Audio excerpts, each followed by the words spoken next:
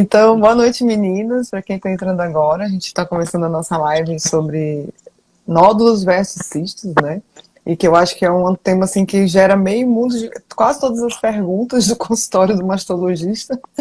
E a gente vai tentar pontuar o que é de importante aqui nesse, que talvez trazer o máximo de informações possível dentro de uma hora, que é o tempo que a gente tem de live, né? Tem algumas informações importantes sobre a live. Quem quiser participar ao vivo, para entrar e fazer alguma pergunta, é só solicitar aqui embaixo do lado do comentários, tem uma câmerazinha a mais, vocês podem solicitar, e a gente vai permitir que a pessoa entre ao vivo, faça a pergunta para a gente responder. É uma novidade que me puseram nessa nova live, mas quem quiser vai poder participar ao vivo, ou então pode fazer as perguntas mesmo no próprio comentário, além dos outros meios da gente perguntar, né? Matheus, meu filho lindo, tá online, mamãe te ama. E aí, outras informações importantes é que a live fica gravada no IG da Preciori durante um tempo, depois ela vai para o nosso canal do YouTube. Para quem não curtiu o canal do YouTube, pode ir lá curtir @Preciori, Preciori no YouTube, né? E que vai ficar disponível o tempo todo, e sempre que tiver qualquer dúvida, é só entrar no nosso IG e fazer as perguntas, né? Então, meninas, vamos começar, né? Queria primeiramente agradecer de novo a participação das meninas, né? Eu acho que nós temos muitas questões importantes, tanto da parte de imagem, quanto da parte do consultório do mastologista, né, relacionados a nódulos versus cistos, que é muito mais para as pacientes entenderem, né? Mas até hoje mesmo no consultório, várias situações eu fiquei, nossa, são coisas que para a gente às vezes é tão básico, óbvio, mas que realmente gera muita dúvida nas pacientes, né, meninas? Eu não vou começar com pergunta, eu primeiro abrir a palavra para quem vocês quiserem começar com suas considerações iniciais, para a gente poder depois ir falando das dúvidas das pacientes. Juliana. Boa noite, primeiramente. Tu quer que já discorra alguma coisa sobre o assunto? Vamos fazer o seguinte, eu vou tentar fazer umas perguntinhas para guiar vocês, para ficar mais fácil, né? A primeira dúvida mesmo é qual é a diferença de nódulo para cisto, né? Quando eu falo nódulo, meninas, assim, de uma forma bem acadêmica, né? Mas assim, nódulo pode ser um nódulo sólido, de carne, que a gente chama o nódulo cístico, que é de água, tá? Mas toda vez que eu vou me referir a nódulo aqui na live, vamos falar de nódulos sólidos versus os cistos que são de água, certo? Então, meninas, primeiro a Jéssica pode começar a falar um pouquinho, depois a Juliana pode falar um pouquinho sobre como é que ela vê a diferença entre nódulos sólidos e nódulos císticos no dia a dia. E uma coisa geral, para depois a gente ir fazendo uma coisa mais pontual de cada situação. Boa noite, pessoal. Começando. Estamos sim. Certo. Então, eu gosto de simplificar um pouco essa resposta, de que os pacientes entendam e compreendam o diferencial do seu exame que possui. Então, eu gosto de fazer algumas coisas para responder essa pergunta. Como a doutora Glaucia comentou, nódulos sólidos, eles têm essa consistência de fato sólida. Os cistos, eles têm uma consistência líquida. E muitas vezes os pacientes ficam com dúvida também sobre as lesões, podemos dizer, intermediárias, os complexos císticos, e é algo muito frequente no dia a dia mesmo da gente do atendimento. Então, eu gosto de explicar para elas que os cistos espessos também são líquidos, mas líquidos com uma consistência como se fosse, por exemplo, um açaí, uma vitamina de fruta, que por vezes pode nos confundir no exame e parecer, de fato, ser sólido. Já as lesões, os complexos sólidos císticos, são lesões que, ao mesmo tempo onde tem um pedacinho sólido, tem também uma parte líquida. Então, cada uma dessas lesões, elas têm um tipo de acompanhamento diferente. Mas o que vai diferir uma da outra é o conteúdo dessa lesão. É uma bolinha que tem sólida, é uma bolinha que é líquida, é uma bolinha que é metade, o que é essa bolinha? Que nem sempre é palpável pela gente, nem pela paciente, às vezes é algo muito pequenininho que não é tão palpável, né, Juliana? Ju, a Jéssica falou de uma coisa super importante que eu quero que você fale quando você for explicar. Tem o nódulo sólido, tem o nódulo cístico e tem o cisto de conteúdo espesso, que é uma grande dúvida no consultório que as pacientes chegam certo? E pode falar. Tá, então assim, como a Jéssica falou, o cisto, ele é uma bolsinha de líquido, né? Então, é uma cavidadezinha que tem líquido dentro. Esse líquido, se ele for bem fininho, no ultrassom, a gente vai olhar ele pretinho, que a gente fala que é anecoico, em termos técnicos, né? Então, a gente olha ele bem pretinho, com a parede bem fininha.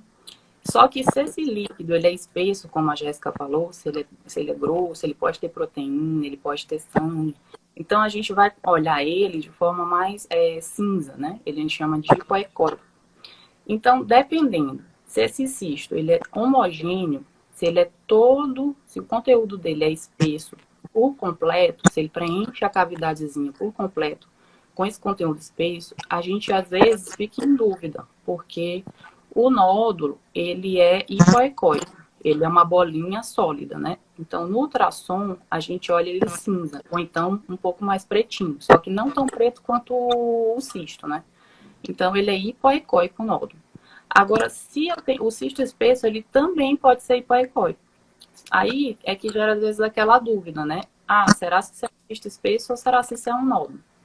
O que a gente pode fazer é observar se a gente vê nível, se esse conteúdo é heterogêneo, se ele tem um conteúdo anecoico, um conteúdo hipoecóico, forma um nívelzinho. Às vezes a gente muda o paciente de posição, esse líquido ele move, entendeu? Ele dá uma mexidinha.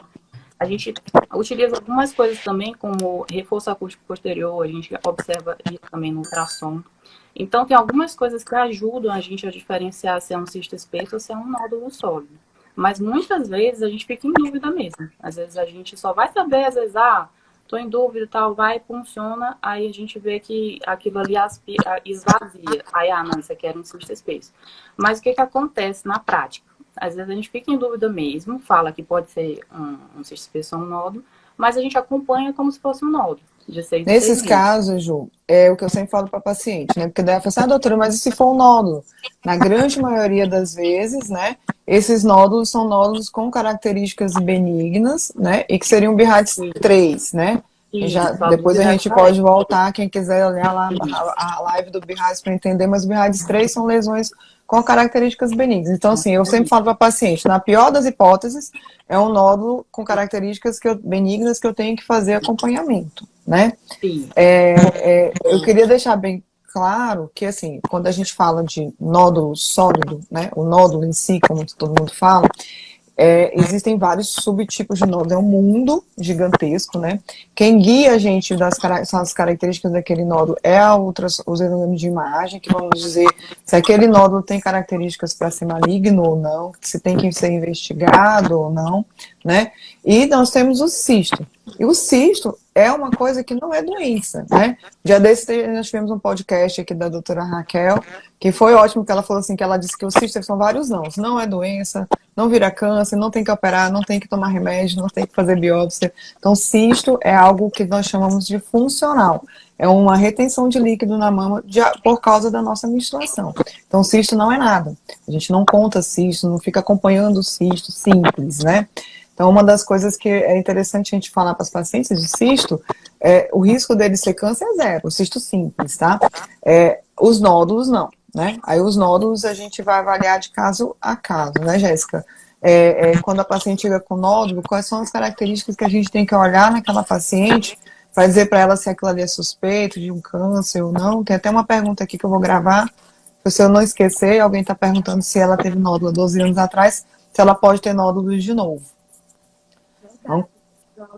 Então, tem algumas coisas que na nossa conversa, no nosso exame físico com o paciente, nos exames de imagem, fazem a gente ficar um pouco mais de olho, chamar um pouco mais a atenção. Por exemplo, se é um nódulo que está com crescimento rápido, é um nódulo que tem um formato diferente para a gente, como você falou agora há pouco. E na dúvida entre um cisto espesso e um nódulo, na pior das hipóteses, a gente está considerando que o nódulo tem características benignas. E o que faz a gente pensar sobre essas características benignas, para quem perdeu a live sobre o BIRADS, né? Então, quando a gente está avaliando essa lesão, esse nódulo, no imagem, uma coisa muito importante para a gente é o formato. Esse nódulo, ele tem um oval, como se fosse um ovinho, ele tem um formato de uma bolinha, redondinho, ele tem um formato que parece uma nuvenzinha que criança desenha com aquelas dobrinhas redondas. Ele é um nódulo que parece uma estrelinha com umas pontas, que parece um balão de fala, que é redondo com aquele puxadinho, aquela pontinha. Então, essa questão do formato do nódulo é algo para a gente, entendeu? Outra coisa também que chama a nossa atenção é há quanto tempo que está esse nódulo? É um nódulo que ele já existia antes, do mesmo jeitinho? É um nódulo que de repente apareceu um nódulo novo após a mulher entrar na menopausa? A gente também olha com mais respeito disso. É uma mulher que tem um histórico muito importante, ou que ela já ou então que os familiares já tiveram com os familiares próximos a ela. Então, são várias características que fazem com que a gente avalie esse risco. Então, não é um fator só que vai fazer a gente desconfiar que o nódulo seja maligno ou não, seja um câncer ou não, mas é a junção desses fatores. O que mostra para a gente a importância de duas coisas. A importância de um bom exame e a importância de uma avaliação detalhada do médico oncologista. Concordam? Certo, concordo. E comparativo, né? Assim, o exame chega para a gente, mas na consulta é que a gente vai definir, de acordo com todo esse histórico que a gente colhe, e às vezes a paciente vem até com o exame indicando biópsia, e quando a gente vai avaliar, aquele nódulo já é um nódulo muito antigo, ou então já foi biopsiado, né? Isso é uma coisa importante, né, Ju? Tem uma coisa também que é importante na avaliação dessa questão também, até da questão do peso do nódulo, é que se eu tenho uma paciente que ela tem um monte de cisto, um monte dos dois lados e tem um cisto espesso, eu fico mais tranquila de dizer que aquilo ali é um cisto espesso mesmo, entendeu? Que é benigno. Agora, se eu tenho uma paciente que é pós-menopausa, aparecer um cisto, eu tô ali com uma lesãozinha que eu tenho dúvida se é cisto espesso ou não. Então, apareceu ela nova, sozinha, então isso me leva a um pouco mais de preocupação, entendeu? Eu fico mais atenta com relação a isso. E outra coisa assim, sempre avaliar a forma, se ele for irregular e já sai dessa história. A dúvida já não tem mais, né? Você responde logo essa pergunta bem aí, Juliana. Se o nódulo com fluxo discreto é câncer.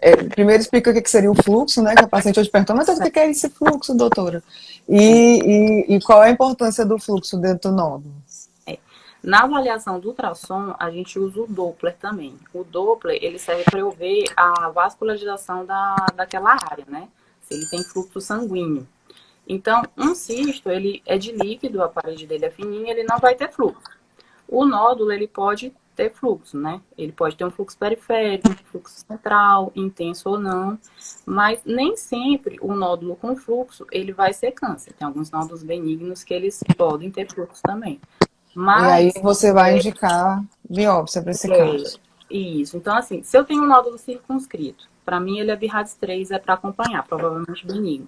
Agora, se eu jogo o Doppler, ele tem um fluxo muito intenso que chama a atenção, eu posso considerar da BIRADS 3. O Doppler, ele não está incluso ele não é incluído no BIRADS, mas a gente usa como uma forma complementar para avaliar, entendeu? Então, se eu tenho um nódulo circunscrito, ele capta, às vezes eu posso pensar em biopsiar, mas nem sempre ele vai ser maligno. Muitas vezes ele pode ser benigno. Às vezes pode ser também lesão precursora, né? Que não é câncer. É uma lesão que gera um pouco de preocupação, né? É isso que eu vou explicar um pouquinho, que eu gosto. Sempre a gente fala para paciente no consultório, né? Doutora, nódulo, aí fica aquele desespero, né? Eu explico que, a grosso modo, de uma forma bem assim, grosseira, né? Bem resumida, eu explico que existem 3 tipos de nódulo. Tem o nódulo que ele é benigno, que ele vai ser benigno, nasce benigno, morre benigno, vai ser benigno a vida inteira, que seria o fibroadenoma, que é o nódulo mais comum das mulheres, principalmente da mulher jovem, né?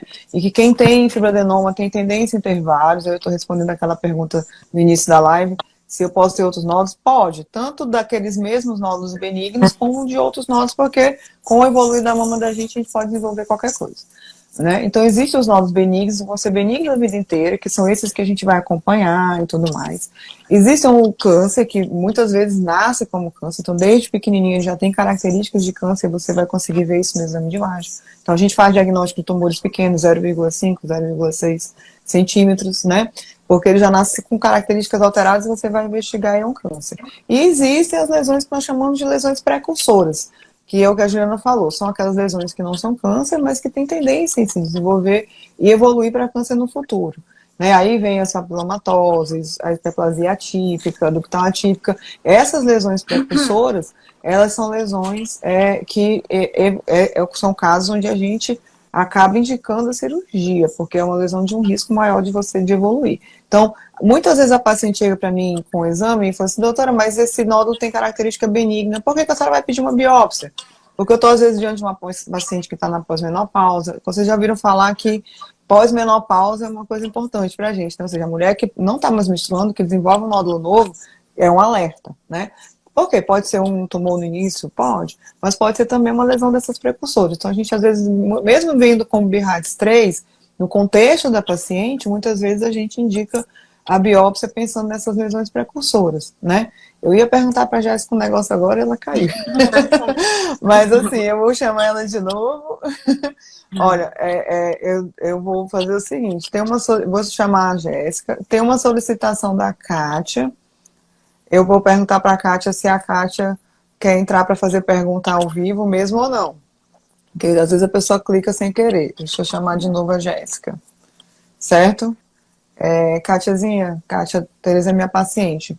Só me diz se realmente você vai querer entrar ao vivo, porque a gente está deixando aberto para vocês entrarem ao vivo para a gente poder, para fazer alguma pergunta, né? Pronto, Jéssica voltou. E aí, Jéssica, eu vou passar para a outra pergunta que as pacientes sempre fazem, né?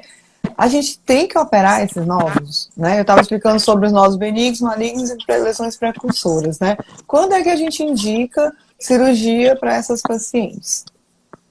É uma pergunta que a gente também recebe diariamente. Tem muitos pacientes que, quando recebem aquele exame, que leem em casa, que tem um nódulo, já chegam no consultório, doutora, quando é a cirurgia? Então, com aquele pensamento de que obrigatoriamente precisam operar. Os nódulos benignos, que a gente vê que é tranquilo, que tem um formato tranquilo, ou então que tem uma biópsia benigna, comprovando, eles não obrigatoriamente precisam ser retirados. Se de fato um nódulo volumoso, grande, que esteja incomodando essa paciente, pode ser feita uma cirurgia para retirada. Mas se for um nódulo pequenininho, tranquilo, que não esteja incomodando, que não seja palpável, ele pode ser acompanhado. E as pacientes perguntam, doutor, mas se crescer no futuro, de fato, estiver incomodando, a gente outra coisa importante, se a gente fez uma biópsia de nódulo, tem um resultado benigno, mas a gente está achando que o formato desse nódulo está um pouco diferente, a gente pode indicar a cirurgia para a retirada dele. Aí, por quê? Porque fazendo a retirada por completo, a gente pode fazer a análise patológica dele por completo, como se fosse uma espécie de uma biópsia do nódulo inteiro. Então, por vezes, pode acontecer essa situação também. Então, é uma indicação também, um nódulo que seja benigno, uma biópsia, uma biópsia por agulha-grossa benigno, mas com um formato que a gente está achando um pouquinho diferente. Eu acho que a internet da doutora Jéssica que está meio ruim. Jéssica, que tá falhando bastante e o áudio está baixo e falhando também. Não sei se é a questão da internet. Tá me escutando, Jéssica? Não sei. Eu vou complementar o que a doutora Jéssica estava falando, né, sobre a questão das cirurgias. Então, os nódulos benignos, somente se estiverem incomodando e crescendo, às vezes a paciente fica com nódulos volumosos mesmo, né? E as lesões precursoras são indicação de cirurgia, tá? Ou mamotomia, tá? Quando a gente fala assim de cirurgia, é retirada daquela lesão, você pode retirar aquela lesão por cirurgia aberta, né? Cortando, ou por mamotomia, que seria a biópsia a vácuo, que é a que a gente tem lá na Preciore também, né? E, claro, cada caso tem sua indicação e tem que ser indicado pelo mastologista, tá? Essas inconsistências, às vezes a paciente tem um nódulo que é bem suspeito, você faz a biópsia vem negativa e algumas vezes a gente indica retirar o nódulo porque não tá correlacionando, né? Ou então o nódulo está crescendo muito muito rápido e que você, de um exame para outro, houve um crescimento importante, por isso que vem a questão do exame comparativo. Então, mais importante é saber que a grande maioria dos nódulos nós não operamos, né? A grande maioria dos nódulos são benignos, são impalpáveis e nós não operamos. E aquelas pacientes que têm múltiplos nódulos bilaterais, aquela tem 10 nódulos de um lado, 12 nódulos do outro, né?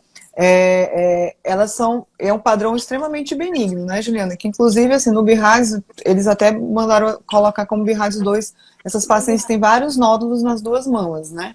Explica pra gente essa questão e quando que você, de repente, está acompanhando o nódulo e você indica biopsiar esse nódulo de repente. Vou chamar a Jéssica de novo. Pelo BIRADS, ele recomenda, se forem múltiplos nódulos bilaterais circunscritos, aí a gente pode até dar BIRADS 2. Mas, assim, na prática, hoje em dia, a gente ainda fica acompanhando de 6 em 6 meses, né? Mas, pelo BIRADS, é tranquilo acompanhar anualmente, assim, fazer o rastreamento anual, né? Mas a gente ainda fica assim, né? Com um pouquinho de medo, ainda acaba fazendo a avaliação anual. Nessa avaliação de controle, que a gente sempre avalia tamanho, né? E a morfologia. Então, se algum nódulo desses aumentar mais de 20% do maior diâmetro dele, ele vai para indicativo de biópsia.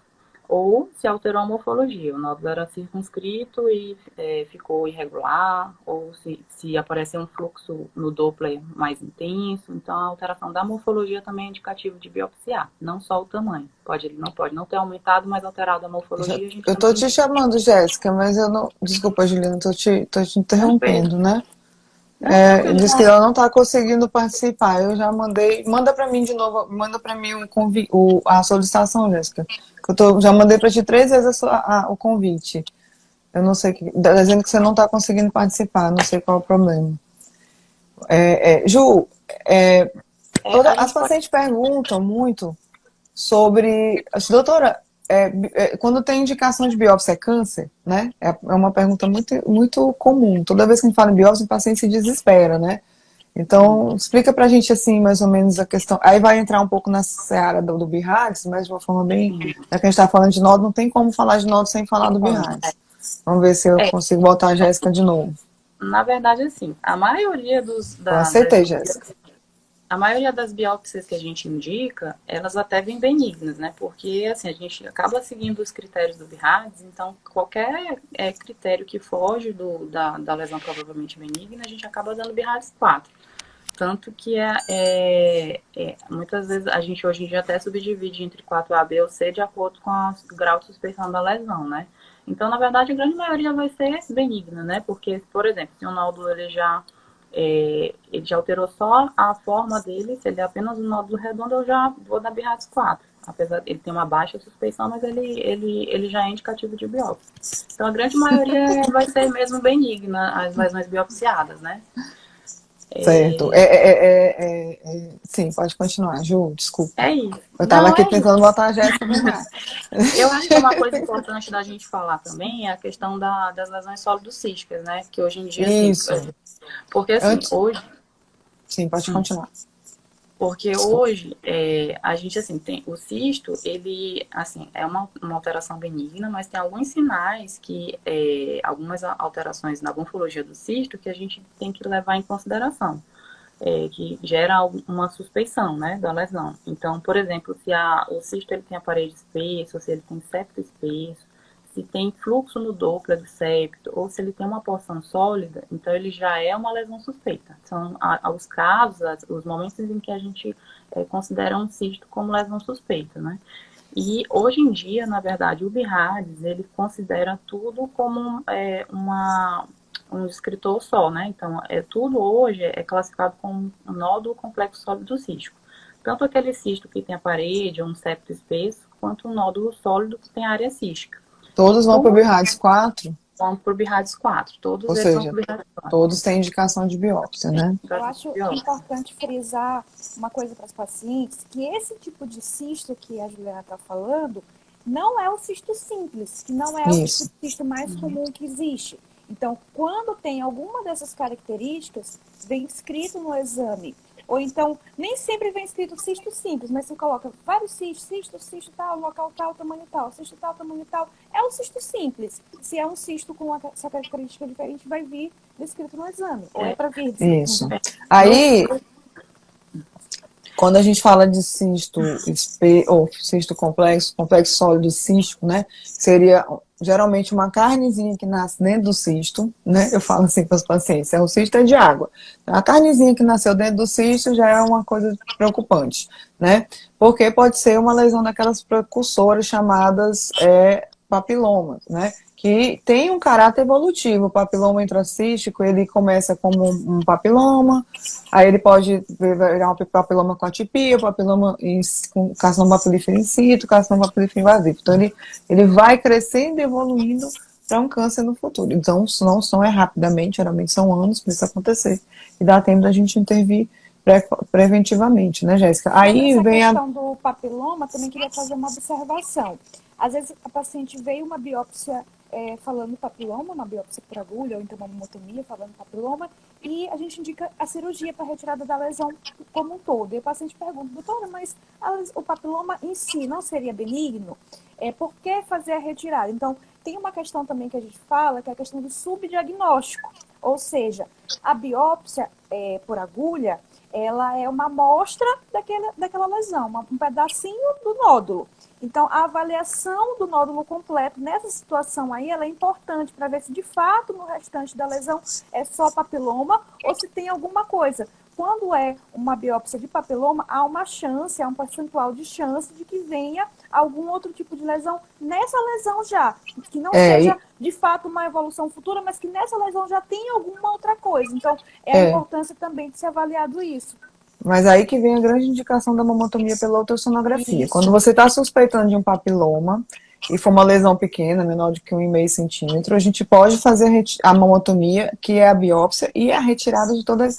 Geralmente a gente consegue retirar a lesão completa, como se fosse uma cirurgia minimamente invasiva. Justamente. Então a gente indica a mamotomia, porque daí acaba substituindo. Aí você fez a mamotomia, tirou a lesão completa, é só um papiloma, você não precisa mais operar, porque você retirou a lesão. Eu vou só fazer as duas perguntinhas que tem, 3 perguntas na verdade, né? Uma perguntando se todo nódulo intraductal é câncer. Primeiro eu vou perguntar para a Ju como é que é na ultrassonografia essa questão do nódulo intraductal e o BIRADS. Depois a Jéssica responde sobre essa questão se todo nódulo intraductal é câncer.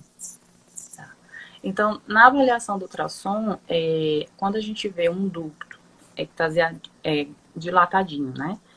Normalmente esse ducto ele é pretinho, o conteúdo dele, anecoico. E eu vejo um nódulo dentro desse ducto, ele já é indicação de biópsia. Por quê? Por causa disso, porque ele tem uma grande chance de ser papiloma. Pode ser outra lesão benigna? Pode, mas ele tem uma chance de ser papiloma. O que eu uso, às vezes, assim, a gente usa o Doppler para ver, porque se tem captação do Doppler, é muito mais provável de que seja um papiloma. Se não, a gente acredita, pode até ser que não venha alguma outra lesão benigna mesmo. Mas o Doppler ajuda bastante na avaliação. Se tem um fluxo intenso assim, ele é bem mais indicativo de que pode ser um papiloma. Mas assim, lembrar de que o papiloma pode não captar também no Doppler, né? Pode não ter fluxo. Então, todo nódulo intraductal é indicação de biópsia. Pode ser biópsia normal, corebiópsia ou mamotomia. Só rapidinho, gente. A nossa próxima live vai ser sobre procedimentos guiados de mama. Então, biópsia, mamotomia, vai ser a próxima live daqui a 15 dias, tá? Sim, Jéssica. E esses nódulos intraductais sempre são câncer? Então, felizmente não. Mas não tem como a gente excluir essa possibilidade só avaliando nessa situação o exame de imagem. Como a Juliana falou, é indicativo de biópsia, porque só a biópsia vai nos dar essa resposta. E, a depender do que vier nessa biópsia, pode ser que precise também da complementação ou com a retirada da lesão completa, por exemplo, com a mamotomia, como a gente citou, ou então através de cirurgia. O mais comum, como a gente falou agora há pouco, é que seja essa lesão chamada papiloma, que pode ter até uma associação com um câncer, que seria um carcinoma invasivo, que é o que a gente chama de câncer de mama, ou então, mais comumente ainda, com o que a gente chama de carcinoma ductal in situ, que é uma lesão que a gente também considera como uma lesão pré-câncer. Por quê? Porque não teria a capacidade de se disseminar para outros órgãos, diferentemente de um carcinoma invasivo, que há essa possibilidade. Mas é uma lesão que merece tratamento, que precisa de tratamento também. Entendeu? Então, o papiloma ele pode estar associado principalmente com esse tipo de lesão que merece tratamento. Então, na verdade, a grande maioria das lesões intraductais não é maligno, não é câncer, né? Mas podem ser lesões precursoras, tá? Por isso que são indicativos da gente investigar na grande maioria das vezes. E existem pacientes que têm tendência de fazer papilomatose múltipla. Então, ela faz a biópsia, faz a anatomia e tira um. Aí, daqui a pouco, parece outro. Aí, na outra situação, doutora, isso não tem fim. Mas são situações pouco complexas, chatas e desgastantes para a paciente, mas a gente está na seara do diagnóstico preventivo, de encontrar antes de se transformar no câncer, né? E aí, falando em câncer de novo, Jéssica, a pergunta se nódulos causam dor, né? É uma Também coisa é uma também pergunta muito bem perguntada. frequente. Geralmente os Sim, pacientes chegam com esse questionamento e acaba, na maioria das vezes, é uma coincidência. Um nódulo, de fato, para que ele em si gere uma dor, tem que ser um nódulo mais volumoso, um nódulo maior, que incomode. Na maioria das vezes, ele é pequenininho, tá tranquilo lá. E eu gosto de até brincar que, nossa, o nódulo tá levando a culpa na história dessa dor, né? Então, na maioria das vezes, essa dor na mama, essa mastalgia, como a gente chama o termo técnico, são as glândulas mamárias que estão demasiadas, inflamadas, ou por uma questão hormonal, próximo ao ciclo menstrual, algo do tipo. A mama ser muito volumosa, muito glandular. Então, outros fatores, a questão da alimentação, do sedentarismo, eu gosto sempre de frisar com as pacientes a respeito. Então, são fatores que interferem em relação à dor muito mais do que os nódulos propriamente ditos.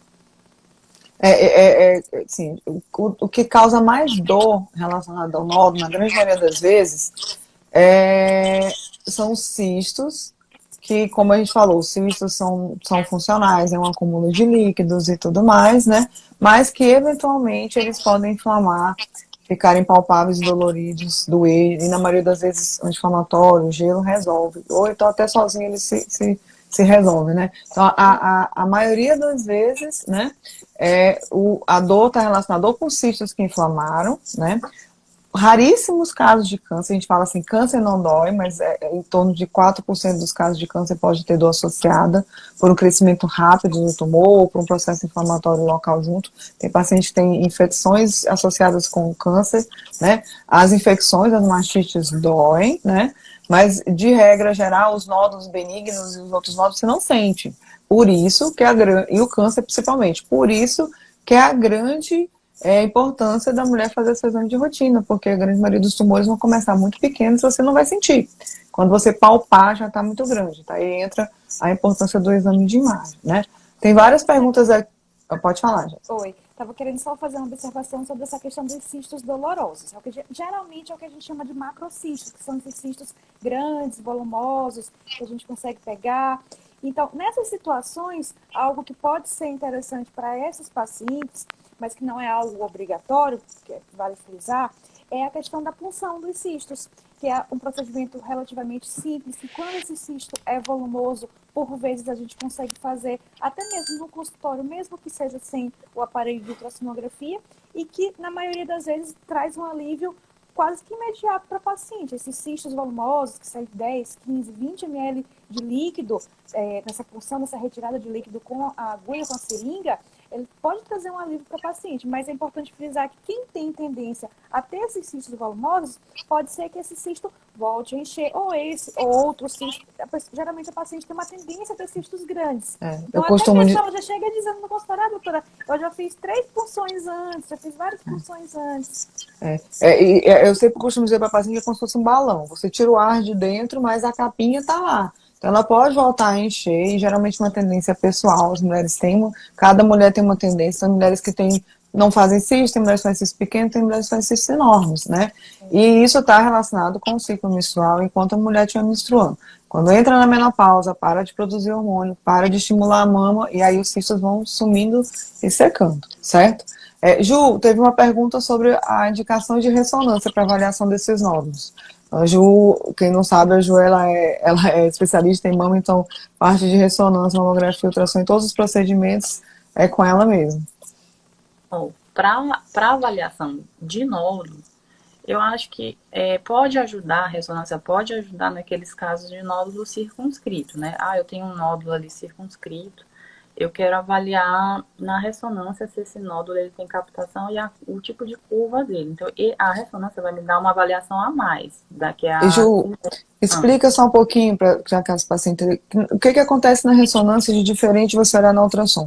O que o exame tem que te dá informações importantes? Na ressonância, além de eu avaliar a morfologia do nódulo, eu consigo avaliar o que a gente chama a cinética do nódulo, que é o realce pós-contraste. A gente usa o contraste endovenoso e a gente vai avaliar esse realce do nódulo, se ele vai ser suspeito ou não. Então, nos casos de nódulo circunscrito, ele às vezes pode ajudar, porque a gente, por exemplo, se eu tenho um nódulo circunscrito que ele vai ter uma curva suspeita na ressonância, eu vou indicar biópsia, coisa que eu não faria se fosse no ultrassom, entendeu? Mas são casos assim, não são todos os casos que a gente vai fazer isso. Aí, normalmente, assim, a gente vai ver a história da paciente, tem a história familiar, né? Então, quando você tem alguma dúvida com relação ao ultrassom, assim, a gente até pode usar a ressonância para avaliação do realce, né, do nódulo. Agora, uma coisa importante de falar é, tipo assim, que para nódulo irregular no ultrassom, não adianta eu pedir ressonância, porque ele já é suspeito no ultrassom. Então, não vai me mudar a minha conduta, entendeu? Então, ele é BRAF 4, eu vou ter que biopsiar, não interessa se a curva de realce é suspeita ou não na ressonância, entendeu? Então, não adianta, assim.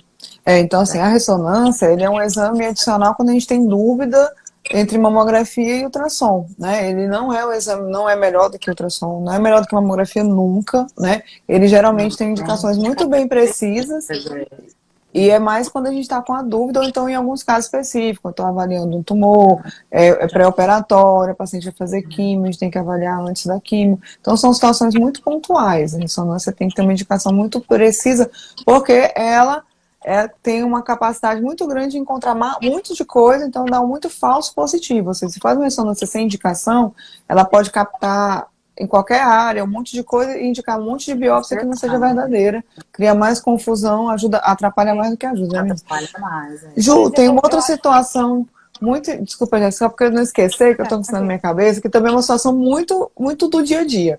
A paciente faz a mamografia, está escrito lá na mamografia, imagens nodulares, um nódulo na mama direita de 2 centímetros. Aí você coloca um BIRAD 0, porque é inconclusivo, e manda fazer ultrassom. Aí a ultrassom diz que tem cistos bilaterais, BIRAD 2. Aí a paciente, doutora, mas eu tenho um nódulo. A mamografia diz que eu tenho um nódulo. Explica isso de falar, porque tem um monte de paciente que pergunta, ela chega, mas doutora, aqui na mamografia tem falando que tem nódulo. Mas é porque assim, a mamografia, ela não tem a capacidade de conseguir definir o que é líquido e o que é sólido na mamografia. Então, todos os nódulos na mamografia, eles vão ser isodensos ou densos, mas a gente não sabe se é líquido ou se é sólido. Então, eu vou sempre ter que fazer ultrassom para saber o que é, se é líquido ou se é sólido. Porque se for cisto, é tranquilo. Aquele nódulo da mamografia é um cisto, é BIRAD 2.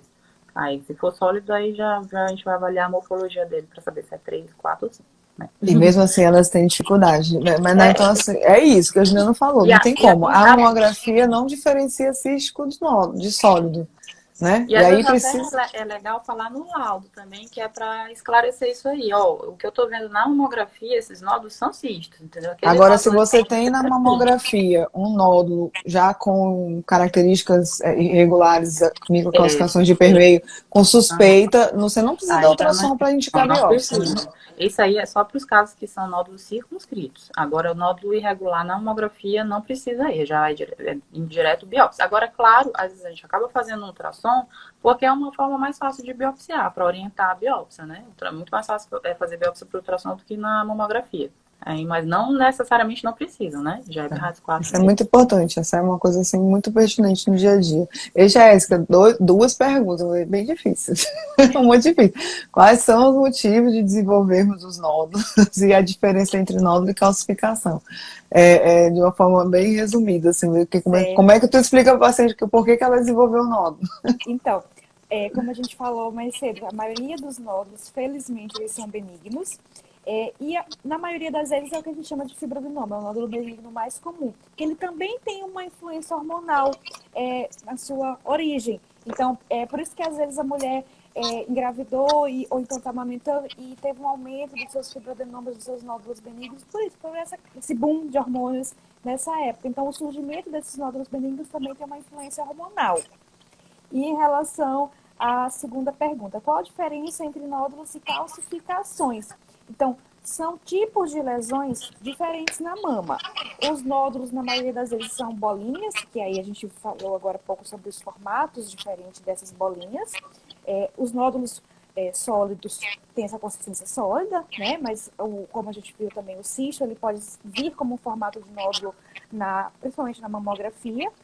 Já as calcificações, tem vários tipos de calcificações. Quando a paciente lê a palavra calcificação na mamografia, também fica muito assustada. Mas também a maioria das calcificações no exame de mamografia, a maioria é benigna. São as calcificações vasculares, as calcificações associadas com pacientes que têm cistos, calcificações de pele. Já tem outro tipo de calcificação que são suspeitas, que são aquelas calcificações pontinhos branquinhos, um muito pertinho do outro, como se fosse um grupinho de areia que estivesse próximo um do outro, uns grãozinhos de areia. Então, são lesões diferentes. Então, as calcificações, tem calcificação que não precisa fazer nada e tem calcificação que precisa ser biopsiada.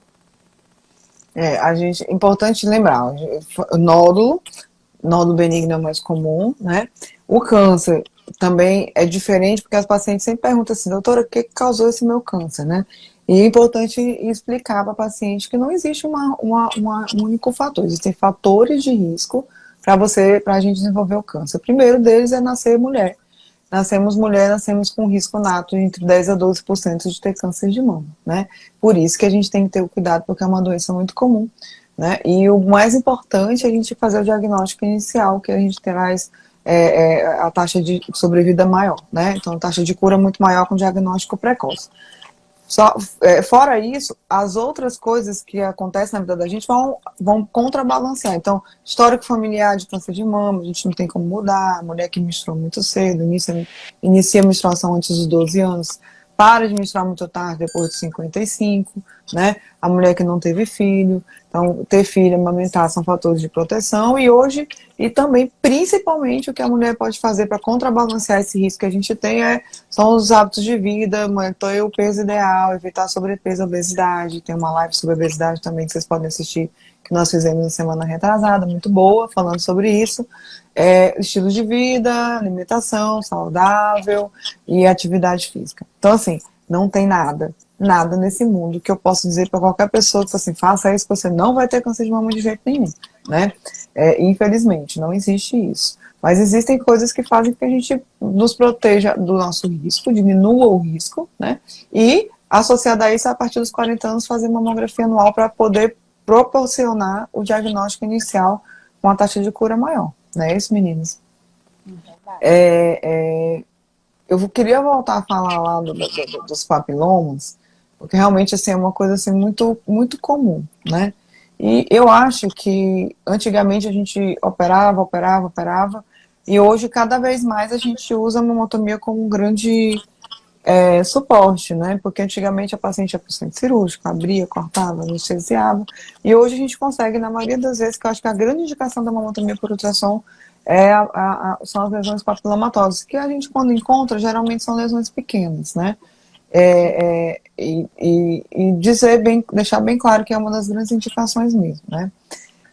Meninas, e deixa eu pensar aqui nas dúvidas que tinham aparecido na minha cabeça, que eu tinha um monte anotado. Uma coisa que eu acho observação também importante sobre essa questão da mamotomia na abordagem dos papilomas, o próprio momento que a gente está vivendo, o momento de pandemia, o momento que a gente está evitando ir, de certa forma, para grandes hospitais de forma, entre aspas, desnecessária. Então, se a gente pode fazer um procedimento que seja no próprio consultório, que talvez, porventura, possa substituir uma cirurgia, eu acho um grande artifício, um grande aliado nessa abordagem, nessa investigação, e às vezes até mesmo como algo terapêutico, um tratamento. Então, nesse momento de pandemia, principalmente nos meses de pico da pandemia, a mamotomia foi assim, uma carta na manga muito boa nesse sentido. Com certeza. E até mesmo pra gente, assim, tem muita gente que não consegue entender a mamotomia, mas é só para deixar claro que ela é capaz de retirar pequenas lesões, então pode fazer pequenas cirurgias em caso de não há câncer, né? Mas mesmo fazendo a mamotomia, se tiver alguma lesão como hiperplasia atípica, aí ela é indicada a cirurgia de qualquer forma, né? Ju, e às vezes é bem difícil de vocês avaliarem, por exemplo, o exame de imagem, o paciente chega sem nada, né? Hoje, por exemplo, no consultório, eu tinha uma paciente que você comparou com o exame anterior, ela tem história familiar, mãe com câncer de mama, paciente de risco, né? E aí ela tinha vários nódulos e um deles teve um aumento de mais de 20% de um exame para o outro, né? Só que daí você colocou como BioRads 4, que era para biopsiar, porque teve esse crescimento. Aí ela não tinha te mostrado um nódulo, uma ultrassom de 2016, que ela trouxe para mim no consultório e que o nódulo estava praticamente do mesmo jeito. Esse crescimento, teve vezes que ele estava maior, teve vezes que estava menor. Então, assim, o nódulo ele pode, às vezes, variar de tamanho de acordo com o ciclo menstrual. É uma das coisas que a paciente também pergunta. E isso pode influenciar nesse crescimento? Olha, no nódulo não, né? Só mais a de cisto, né? Cisto ele costuma alterar, mas não tem muita alteração. O que acontece às vezes nesses casos é a medida que a gente faz na hora do exame, né? Porque tem nódulo que ele é mais lobuladinho. Quando tu coloca o transdutor de um jeito, ele tá de um tamanho. Quando tu coloca o transdutor de outro, ele tá de outro tamanho. Então esse é um grande problema. Então a gente às vezes olha até a imagem para ver até como ele foi medido, porque isso faz total diferença, porque às vezes dá uma variação grande de medida, entendeu? E como é um exame dependente de quem está fazendo, então, da forma que ele fez, eu vou ter que considerar. Então, se ele disse que estava com tal tamanho, eu vou ter que considerar aquele tamanho e medir. A gente sempre tenta medir no maior eixo. Então, normalmente, quando eu olho um nódulo, a gente gira em todos os eixos para ver qual é o que ele alonga mais, para tentar pegar o maior eixo dele, tá bom? O maior tamanho. Mas nem sempre isso acontece na prática diária, assim, acaba que pode ser que tenha uma medida que veio menor, entendeu? E isso confunde mesmo. Então, acaba gerando uma indicação de biópsia desnecessária, né? Então, o que acontece muito é isso. Uma observação que eu achei interessante frisar, essa questão que a gente está falando da medida. Por exemplo, às vezes tem uma paciente que tinha um nódulo, vamos supor, de 2 centímetros. E aí, no exame seguinte, a paciente chegou com 2,1. E a paciente chega em pânico. Doutora, o nódulo cresceu. E agora? Então, essa questão do crescimento não é uma coisa aleatória para a gente. Existe um parâmetro que a gente segue para avaliar, de fato, se esse crescimento é significativo ou não. Porque pode ser só uma diferença nessa forma de medir de um profissional para o outro. Por isso que a gente gosta quando a pessoa tem essa comparação de preferência com o mesmo profissional. Então, esse comparativo, esse cálculo é interessante. E lembrar também que a gente considera, assim, um tamanho, a gente considera 20%, um aumento de 20% com relação ao maior eixo. Então, porque assim, a gente sabe que nódulo benigno também pode aumentar, né? Então, fibroadenoma também cresce, mas ele cresce devagarzinho. Então, existe esse limite. Então, se ele aumentar menos que 20%, é um aumento que não é significativo. Mas se for mais que 20%, aí a gente já tem que indicar biópsia, entendeu? Jéssica, que também é muito perguntado pelas pacientes no dia a dia. Se a paciente tem um nódulo, né? Ou tem vários nódulos, ou um nódulo que a gente sabe que ele é benigno, ou pelo tempo, ou que já fez uma biópsia sabe que é um fibroadenoma, né? E aí ela pergunta assim, o que ela vai mudar na vida dela por causa desse nódulo, né? Ela tem que parar de comer alguma coisa, ela tem que parar de tomar anticoncepcional, enfim. O que você acha? Então, na verdade, ela não precisa mudar nada de forma específica devido a um nódulo benigno, devido a um fibroadenoma. Ela pode seguir com a rotina normal. O que ela vai observar? Se de repente ela está sentindo que esse nódulo está crescendo muito rápido, então às vezes ela pode antecipar essa consulta dela caso ela observe isso. Mas na prática, em relação à alimentação, ao uso de anticoncepcional, não contraindica. Entendeu? Durante uma investigação, a paciente que está com nódulo suspeito está fazendo uma biópsia e não recebeu o resultado, nesse meio tempo pode ser que a gente suspenda o anticoncepcional, sim, mas comprovadamente sendo benigno, a gente pode retomar o uso sem problemas, e em paralelo em avaliação com o médico ginecologista. Então, mais uma coisa que é importante frisar, às vezes, nesse momento, é importante a gente também falar sobre essa questão que a gente falou agora há pouco, dos fatores de risco para câncer de mama. Então, uma paciente que era sedentária, que então tem uma alimentação equilibrada. Doutora, o que eu posso mudar? Eu posso mudar isso daí, que de fato é algo que pode diminuir o meu risco de desenvolver um câncer de mama. Não devido a esse nódulo em si, mas devido a qualquer outra lesão que possa surgir, porventura, na mama. Ó, aí a paciente está perguntando, e se essa paciente estiver fazendo reposição hormonal? Aí já é outra live, né? Reposição hormonal. Mas Uma live assim, só pra isso. e a gente está programando, viu, gente? Essa daí é um tema também muito questionado, tá? Polêmico. Extremamente polêmico. Assim, a reposição hormonal é assim, a mulher, a gente nasce com um número de óvulos já contados, né? Então já nascemos com tudo isso contado. Quando é que a gente vai começar a menstruar, parar de menstruar? Parou de menstruar e no seu reposição hormonal você está aumentando o que já deveria ter parado. Claro, tem suas indicações, tem contraindicações, tem situações que a gente não sabe se está indicado ou contraindicado. Realmente é bem controverso. Mas o que acontece? Quando você mantém a reposição hormonal, você mantém o estímulo hormonal daquela mama. Então, por exemplo, a gente já falou aqui que cisto é algo funcional que está relacionado com a menstruação. A paciente parou de menstruar, eles vão sumir. Mas se ela continuar fazendo reposição hormonal, ela continua estimulando aquela mama, ela vai continuar tendo cistos. A mesma coisa serve para a dor da mama, porque está muito relacionado com os hormônios. E aí, na hora que ela mantém a reposição hormonal, ela mantém a dor da mama. Então, nesse sentido, acaba tendo esse tipo de influência. Os nódulos não vai fazer diferença, mas se uma reposição hormonal muito estendida e vai aumentar um pouco o risco de câncer de mama. Só que a maioria das vezes esse é um risco que é muito, muito baixo a mais. A maioria das mulheres esse risco não vai trazer muita importância. Mas se uma mulher que já tem um risco alto, já tem uma história familiar importante, tem lesões que estão sendo investigadas e ainda está ali no meio do caminho, a gente contraindica porque pode esse estímulo hormonal estimular aquela área ou aquela paciente a ter um câncer de mama, ter um risco maior, tá? Então, assim, não tem indicação, não tem contraindicação, indicação certa, tem vertentes de sim para todo mundo, não para todo mundo, na verdade é avaliação individual, individualizada, para avaliar o risco e a qualidade de vida, porque tem mulheres que realmente, mesmo com risco alto, elas decidem por fazer reposição hormonal porque não tem qualidade de vida nenhuma, né? A gente não vai entrar muito nesse detalhe, porque senão a gente não vai... cada caso é um caso, Cris, realmente, de fato. Da reposição hormonal, Tudo na cada mastologia, caso... na verdade, né? como tudo na mastologia, né? E aí, eu ia te falar justamente essa questão do cisto para quem continua a reposição hormonal, eu estava pensando isso na minha cabeça, né? Da mesma forma, Jéssica, que que eu ia falar, na verdade, desculpa, ainda nem relacionado a isso. Era assim, existem pacientes que têm múltiplos nódulos, né? Trocentos, 20, 30 nódulos. São benignos, né? Quanto mais nódulo, mais para benigno. Mas, porém, essa paciente que eu sempre falo para ela, você tem que ter um radiologista para chamar de seu. Porque no meio de todos aqueles milhões de nódulos, pode aparecer um câncer. E se você não tiver uma ultrassom muito bem feita, pode ser que passe despercebido, porque é difícil uma mama com milhões de nódulos para fazer acompanhamento, né, Ju? Porque, explica pra gente como é que vocês fazem com isso. Hoje a paciente que você olhou, ela tinha só tipo 10 nódulos de um lado, 15 nódulos do outro, todos eles comparativos. Não, mas é muito difícil mesmo, porque a gente tem que olhar o exame, tem que olhar um por um, aí tem que olhar a imagem, é importante olhar a imagem também, para saber se é o mesmo nódulo, porque a gente se perde mesmo. Imagina, tipo, 15 nódulos numa mama, às vezes até pequena, às vezes tu fica meio perdido mesmo. Aí tu tem que olhar o exame anterior, tem que olhar a imagem, tem que olhar a medida, se tá bem direitinho, se alterou a morfologia.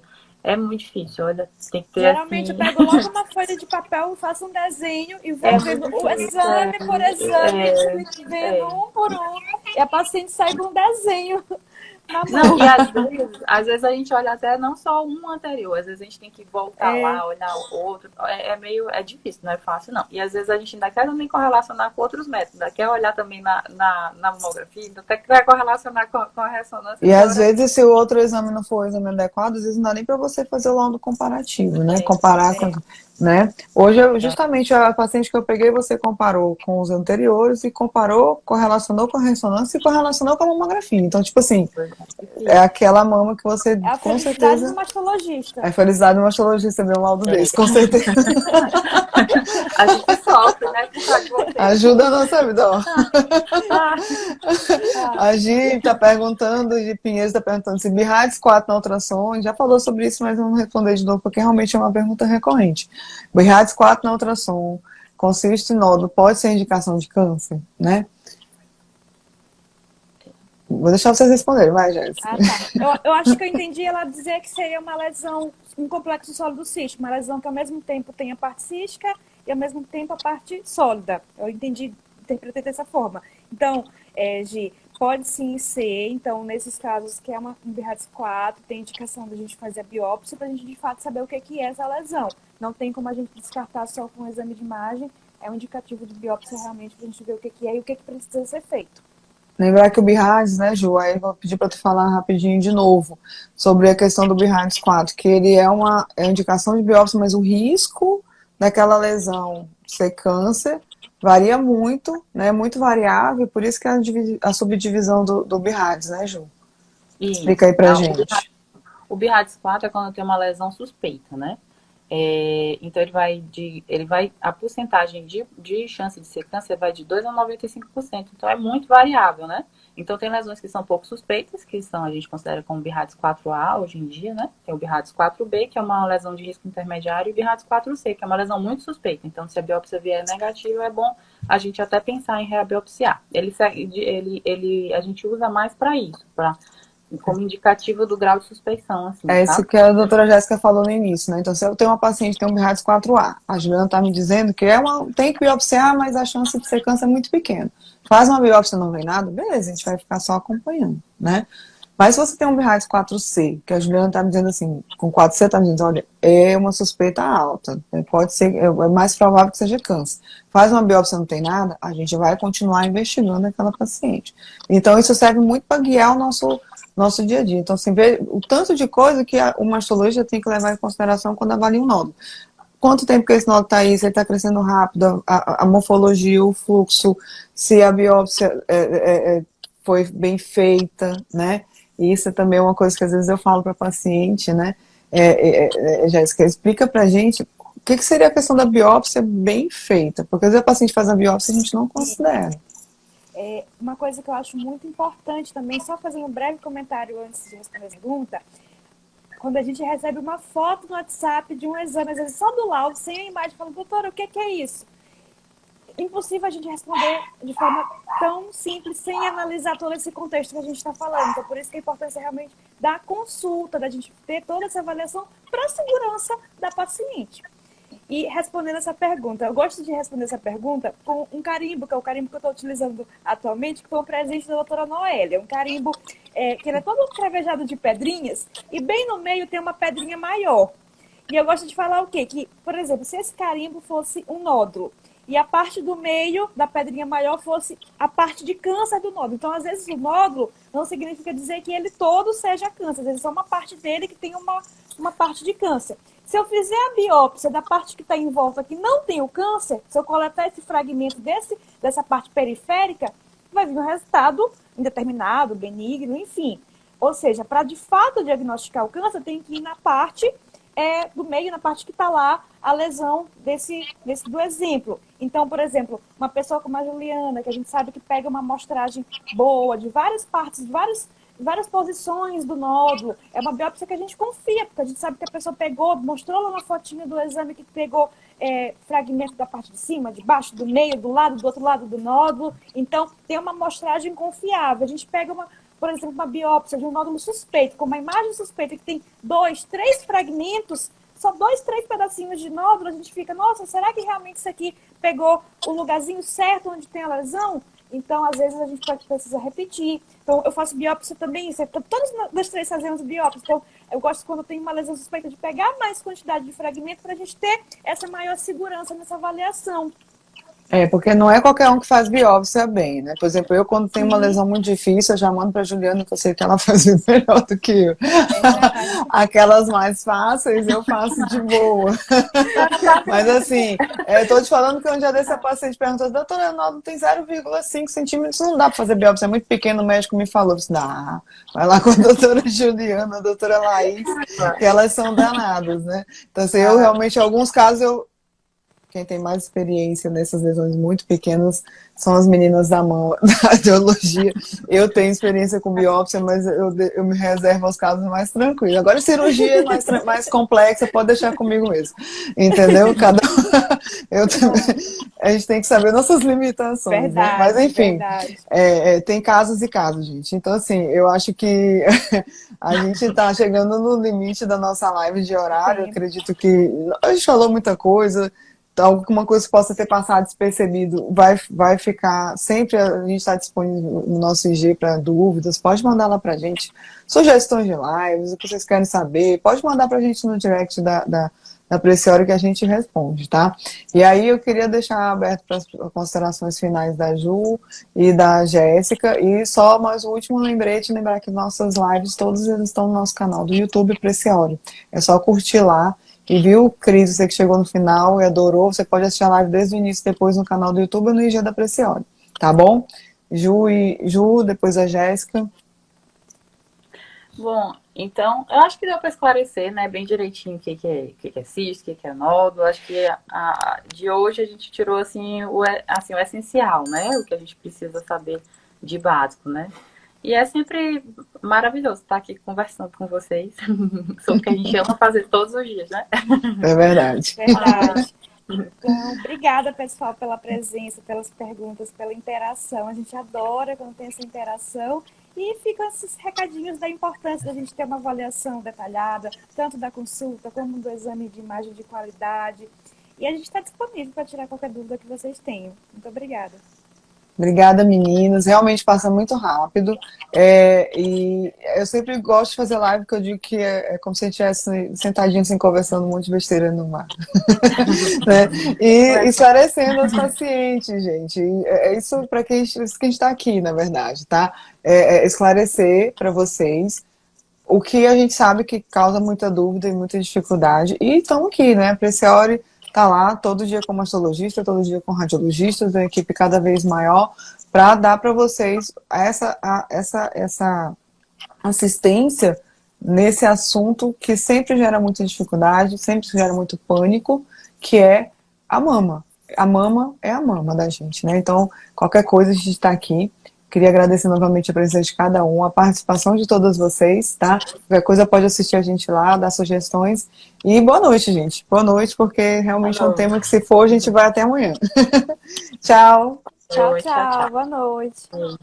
Então, boa noite, meninas. Para quem está entrando agora, a gente está começando a nossa live sobre nódulos versus cistos, né? E que eu acho que é um tema assim que gera meio mundo de quase todas as perguntas do consultório do mastologista. E a gente vai tentar pontuar o que é de importante aqui, talvez trazer o máximo de informações possível dentro de uma hora, que é o tempo que a gente tem de live, né? Tem algumas informações importantes sobre a live. Quem quiser participar ao vivo, para entrar e fazer alguma pergunta, é só solicitar aqui embaixo do lado do comentários, tem uma câmerazinha a mais, vocês podem solicitar, e a gente vai permitir que a pessoa entre ao vivo, faça a pergunta para a gente responder. É uma novidade que me puseram nessa nova live, mas quem quiser vai poder participar ao vivo, ou então pode fazer as perguntas mesmo no próprio comentário, além dos outros meios da gente perguntar, né? Matheus, meu filho lindo, tá online, mamãe te ama. E aí, outras informações importantes é que a live fica gravada no IG da Preciori durante um tempo, depois ela vai para o nosso canal do YouTube. Para quem não curtiu o canal do YouTube, pode ir lá curtir @Preciori, Preciori no YouTube, né? E que vai ficar disponível o tempo todo, e sempre que tiver qualquer dúvida, é só entrar no nosso IG e fazer as perguntas, né? Então, meninas, vamos começar, né? Queria primeiramente agradecer de novo a participação das meninas, né? Eu acho que nós temos muitas questões importantes, tanto da parte de imagem, quanto da parte do consultório do mastologista, né? Relacionados a nódulos versus cistos, que é muito mais para as pacientes entenderem, né? Mas até hoje mesmo no consultório, várias situações eu fiquei, nossa, são coisas que pra gente às vezes é tão básico, óbvio, mas que realmente gera muita dúvida nas pacientes, né, meninas?